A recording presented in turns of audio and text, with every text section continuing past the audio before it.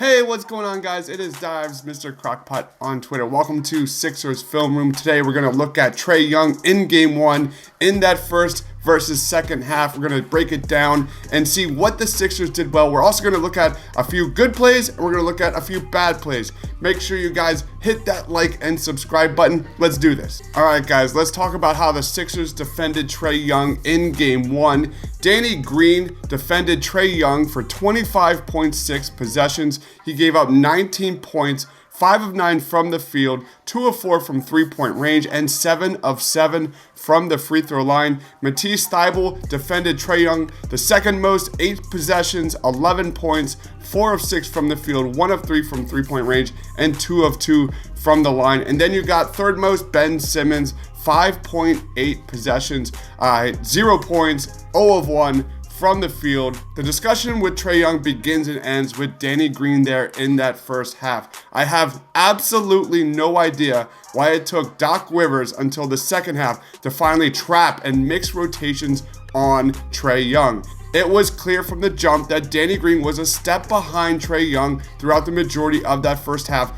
who he mostly spent his time defending. Danny Green gave up 26 points versus the Hawks in Game 1, including 7-11 from the field and 3 of 5 from three-point range. As bad as Danny Green was defensively, he was even worse offensively. Danny Green scored 0 points versus Trae Young on 33 possessions. He was 0 of 3 from the field and 0 of 2 from 3. If you're not making Trae Young work offensively or defensively, then what the heck are we doing here? Let's look at the shot charts and how the Sixers did against Trae Young between the first and second halves.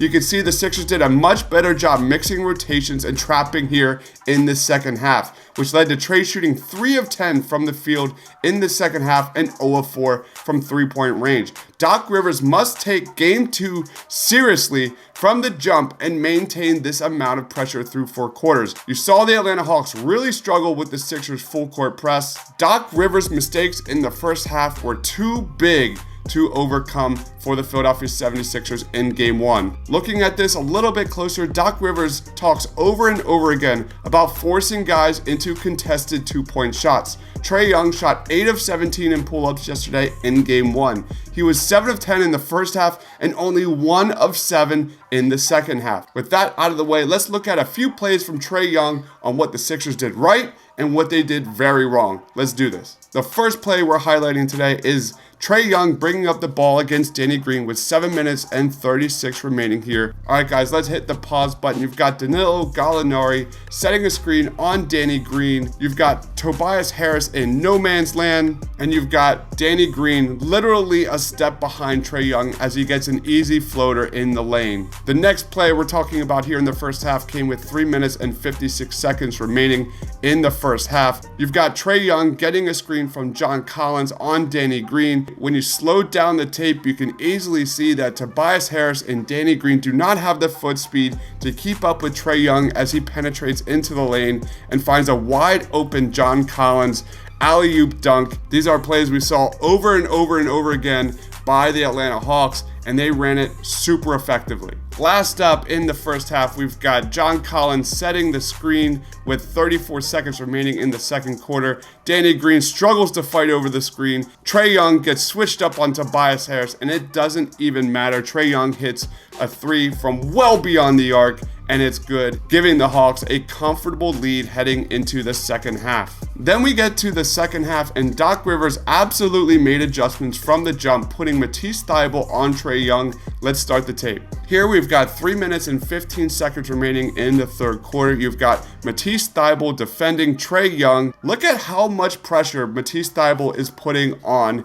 Trae Young compared to Danny Green in that first half. Even though Trae Young made the low percentage shot, Matisse Thybulle made him earn every single ounce of these 2 points, and that's what we're talking about here. Making Trae Young work offensively and defensively. Next play came with 7 minutes and 53 seconds here in the fourth quarter. Matisse Thybulle is defending Trae Young. Why are we watching this clip? Matisse Thybulle's ability on defense to recover and make a contested shot from Trae Young is exactly what we're talking about. Trae Young misses the pull-up jumper, and it leads to a fast break opportunity for the Sixers on the other end. Lastly, this is the play that we need to see from the Philadelphia 76ers in game 2. We've got Danny Green defending Trae Young with 4 minutes remaining in the fourth quarter. Danny Green forces Trae Young to the baseline. You've got Seth Curry providing help defense. Trae gets trapped and it leads to a turnover and fast break opportunity. We didn't see any of these plays here in the first half. This is exactly what Doc Rivers must do. He must make adjustments. He must target Trae Young defensively through 4 quarters in game 2. Again, Trae Young was held to just 3 of 10 from the field and 0 of 4